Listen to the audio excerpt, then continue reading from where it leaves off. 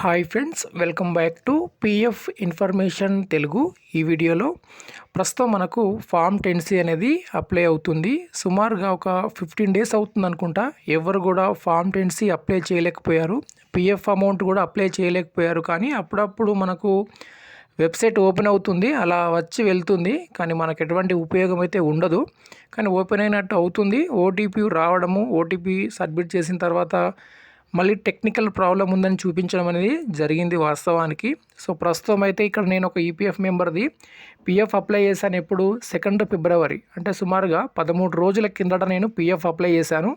ఇక్కడ PF amount settle అయింది. ఓకేనా. ఈ 13 రోజుల నుండి రోజు కూడా నేను పెన్షన్ అప్లై చేయడానికి ట్రై చేస్తున్నాను. ఇలానే చాలామందిది ఉంది. సో ఇది ఒకటి నేను ఉదాహరణగా ఎక్స్ప్లెయిన్ చేస్తున్నాను. సో రోజు కూడా నేను అప్లై చేసే ప్రయత్నం చేస్తున్నాను, కానీ అప్లై కావట్లేదు. సో ప్రస్తుతం అయితే మీరు ఇక్కడ డేట్ టైం చూడొచ్చు. సో 15 ఫిబ్రవరి. సో మార్నింగ్ నేను ఇక్కడ అప్లై చేస్తాను 8:30కి. సో పెన్షన్ క్లెయిమ్ అనేది ఇప్పుడు మనకు సబ్మిట్ అయిందనమాట.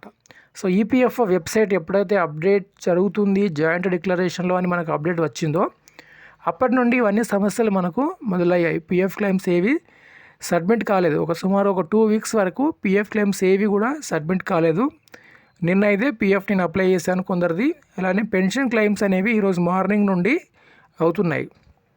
ఓకే, మీలో కూడా ఎవరికైనా పెన్షన్ క్లెయిమ్ పెండింగ్ ఉంటే అప్లై చేసుకోవచ్చు. సో ప్రస్తుతం అయితే వస్తుంది. మళ్ళీ చెప్పలేము ఒక 1 అవర్ తర్వాత 2 అవర్స్ తర్వాత ఎలా ఉంటుందో వెబ్సైట్. సో ఈపీఎఫ్ వెబ్సైట్ ఈ విధంగా పనిచేస్తుంది. నచ్చిన టైంలో నచ్చిన విధంగా పనిచేస్తుంది. ఇక్కడ జవాబుదారితనం మనం ఎటువంటి ఎక్స్పెక్ట్ చేయొద్దు. దాని నచ్చిన విధానంలో అది పనిచేస్తూ ఉంటుందన్నమాట. సో ప్రస్తుతం అయితే పెన్షన్ క్లెయిమ్ అప్లై అవుతుంది, అప్లై చేసుకోండి. అలానే 10D మంత్లీ పెన్షన్ కూడా మీరు అప్లై చేసుకోవచ్చు, అప్లై అవుతుంది. నేను చేసి చూశాను ఇప్పుడే. ఓకే, ఇదండి అప్డేటు. వీడియోకి లైక్ చేయండి, సబ్స్క్రైబ్ చేయండి. Thank you.